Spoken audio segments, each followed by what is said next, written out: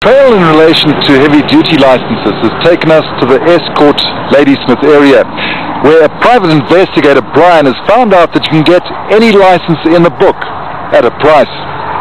Well, it accounts for, or possibly accounts for, a lot of what's happening on our roads. You have people who have no idea how to drive. They drive taxis, they drive buses, they drive trucks with fuel in it. It just leaves one to ask a lot of questions. Brian was given the mandate to track down fraud by the KwaZulu-Natal Department of Transport. His investigations led to Ram Jagannath. Word in the area was that Ram could arrange any code of license. Brian sent in his undercover operative Sam to make contact. Sam was sent to an address in Ladysmith where he met Ram's middleman.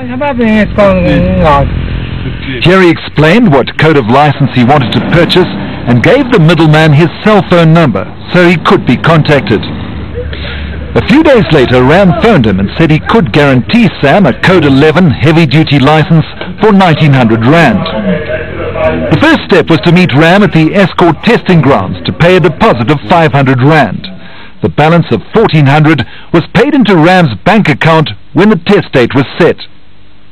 Ram was actually quite a cagey individual. A number of times we went in to go and collect the license, and then you sit there for 2, 3 hours, 4 hours. There's, I can't get you into them, our connection's not there. Depending on how much you've paid and how well he knows you, it depends on whether you're getting your license without doing a test, or if they're going to put up a front and you do a drive. Sam did his test at the Escort testing centre. Drove around the block with a truck, went through red robots and came back and got his driver's license. Sam received his Code 11. Now Brian wanted to buy a Code 14 license for an articulated truck. Brian personally set up a meeting with Ram on the pretext of arranging a license for Sam and paid 1,000 rand deposit. On the date of the test, we drove up to Escort to confront Ram after Sam's test. Brian's undercover man has just called to say that Ram can't organize the Code 14 today because his contact has fallen through.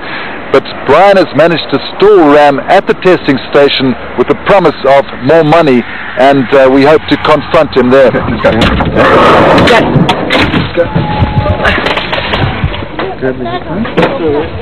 We met up with Ram just as he was about to leave the testing centre and wanted to know exactly what the 1,900 rand was used for. We led him to a less public spot to answer our questions. Good sort of point number one, did you get paid 500 rand deposit to get a Code 11 for this driver? No. When we told him we had footage of the transaction, Ram admitted that he was paid 1,900 rand, but said it was a payment to teach Sam how to drive. Because Sam has received serious threats, we've had to conceal his identity. Did you study all the rules of the road? No. Did he teach you? Didn't you come with the driving school? No. You didn't come with the green truck from there? Oak Ridge driving school for the test? No, I went to, you said I must take the truck and... And did we teach you there in the yard? No. What service was offered by Ram? You tell us. To bring the people in, get them their learner's license, and possibly the same day get their driver's license. If you can't do it the same day, it'll be done within a day or two. Did he say that, hold on, we're going to have to get these guys up to speed with all the rules of the road, they're going to have to undergo a proper test, so we must give them training?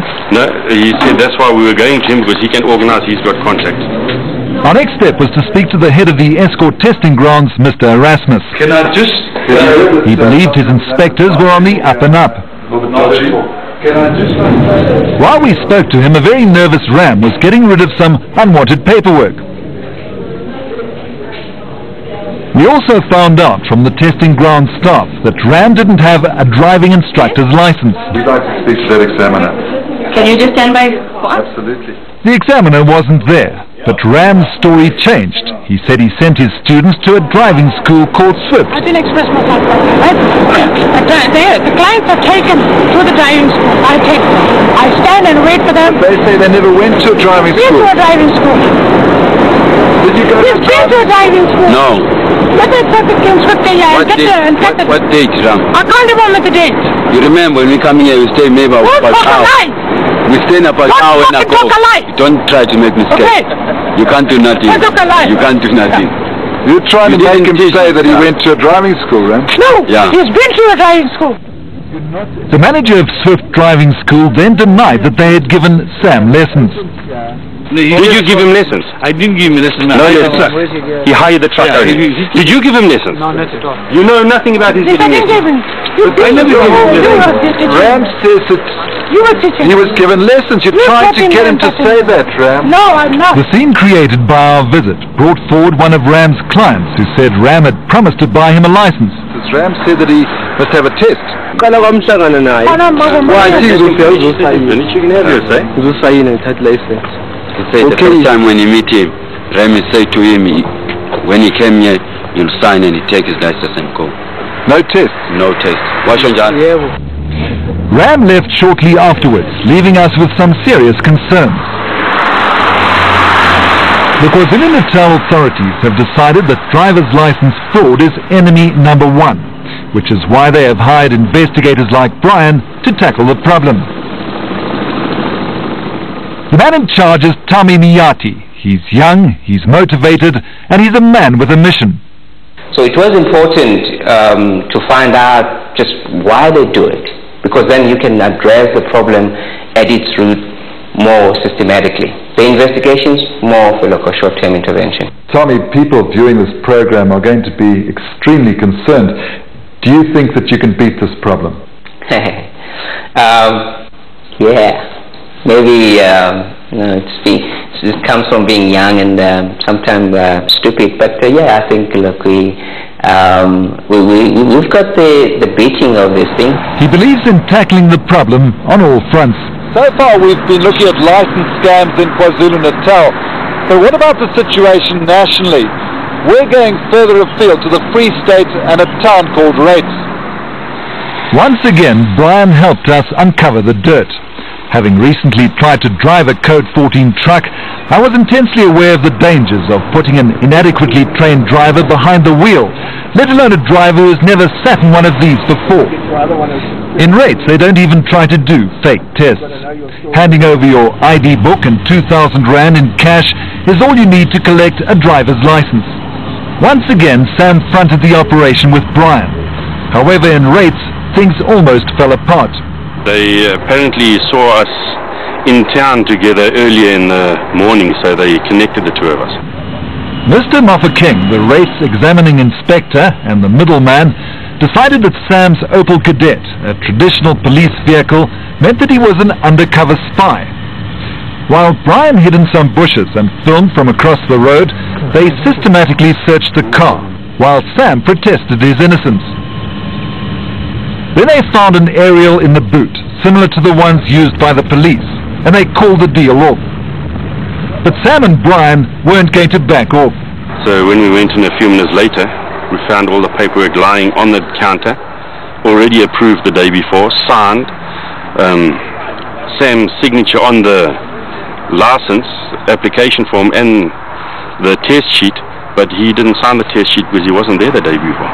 Had he gone through the test? He wasn't even up there the day the test was passed. And there was a full test report? That's correct. Because all the documentation in the rates file had already been processed, Brian asked the issuing clerk to print the license.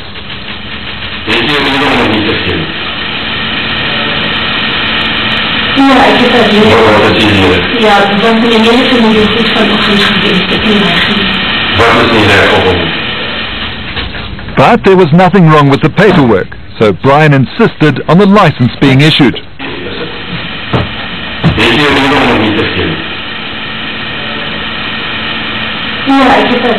To admit something was wrong with the paperwork would mean admitting the papers were fraudulent, so the clerk had no choice but to issue Sam his Code 14 driver's license. Mr. Mofokeng has been suspended since this investigation.